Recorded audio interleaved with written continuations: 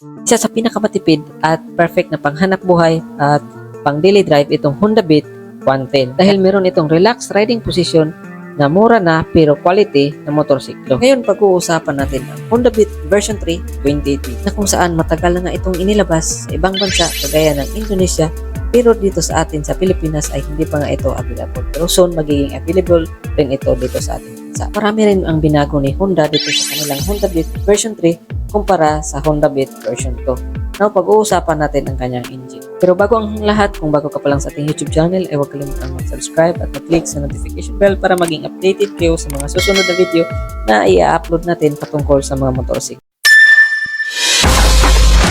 Your fun will never be the same. New Sporty Vibe reflects your look.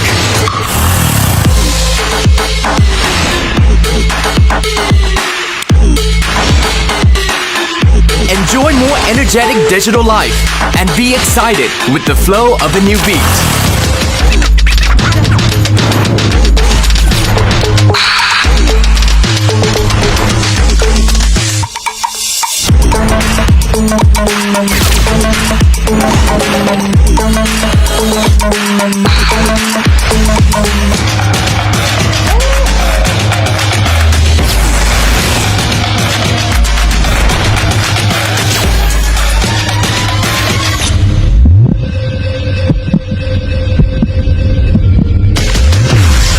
New Honda Beat.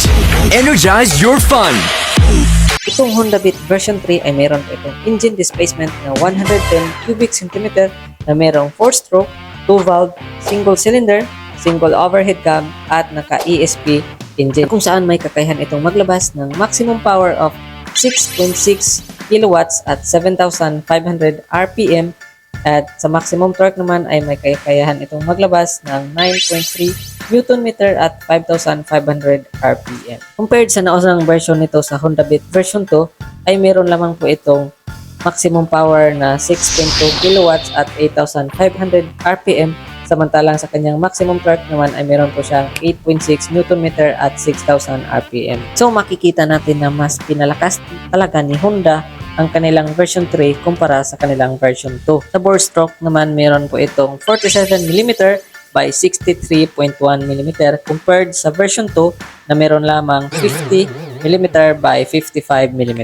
Sa compression ratio naman ay meron po itong 10:1 at sa kanyang fuel tank capacity ay maliit lang ito dahil kaya lang nitong magkarga ng 4.2 liters. Pero kahit maliit lang ang kanyang fuel tank capacity ay malayo ka na ng mararating dito dahil sa kanyang fuel system na GMFI at kaya itong tumakbo ng 60.6 kilometers per liter. O di ba? Napakatipid na nito ng Honda Beat version 3 at perfect na perfect ito pang hanap buhay. Kung sa suspension naman ang pag-uusapan ay pareho lamang ito sa naunang version na version 2 na mayroong telescopic fork sa harap at naka-single shock sa likod. Sa braking system naman itong Honda Beat version 3 ay naka-hydraulic single disc na po siya sa harap at sa likod naman ay naka-drum brake pa rin. Pero meron na po itong combi brake system na kung saan pag preno mo sa likod ay meron na rin siyang kasamang preno sa harap. Downside lang dito sa Honda Beat version 3 ay wala pa rin siyang ABS. Sa gulong naman ay wala pa rin itong pinagbago compared sa version 2 dahil sa gulong niya sa harap ay meron lamang po itong sukat na 80-90-14 at sa likod naman ay naka 90-90-14. Same as version 2 na naka-tubeless. Madali lamang itong imaneho sa mga beginners dahil meron lamang po itong seat height na 740mm na kung saan abot na abot po ito sa mga average height ng mga Pinoy. Pero sa kanyang ground clearance ay meron lamang po isang 147mm.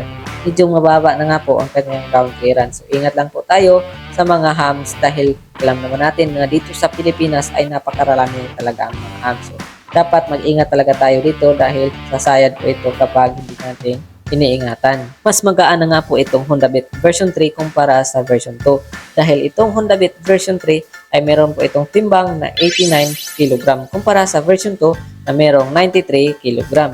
Isa sa mga dahilan kung bakit mas magaan itong Honda Beat version 3 ay dahil sa kanilang frame dahil itong version 3 ay meron na po itong ESAF or Enhanced Smart Architectural Frame na kung saan mas magaan nga po ito pero mas matibay din. Meron po itong underseat compartment na 12 liters. So medyo marami na rin ang ilagay mo dito sa kanyang compartment.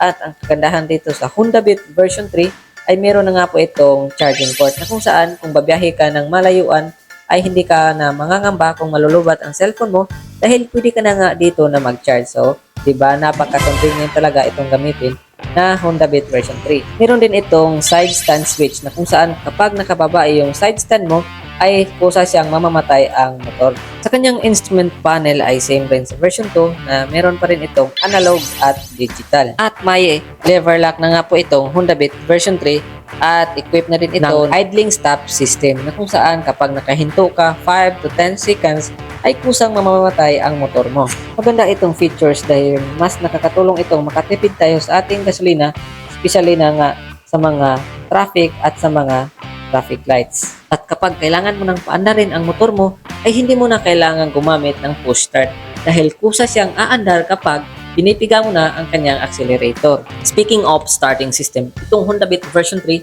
ay meron pa rin itong electric start at kick start. At napaka-smooth itong paandarin dahil meron na nga itong ECG starter. Sa kanyang mga ilaw naman itong Honda Beat version 3 ay naka-LED na nga po ang kanyang harap at likod. Pero sa kanyang mga signal light ay naka-bulb type pa rin. Sa presyo ay wala pa tayong information dito sa Honda Beat version 3. Pero kapag dadalhin ito dito sa Pilipinas ay hindi naman ito lalayo sa presyo ng Honda Beat version 2. At kung nagustuhan mo itong video na to mga kois, ay pasubscribe na nga sa ating YouTube channel at paklik na rin sa notification bell para maging updated kayo sa mga susunod na video na i-upload natin patungkol sa mga motorsiklo. So, yun lamang po mga kois. Ingat tayo palagi, ride safe, and God bless.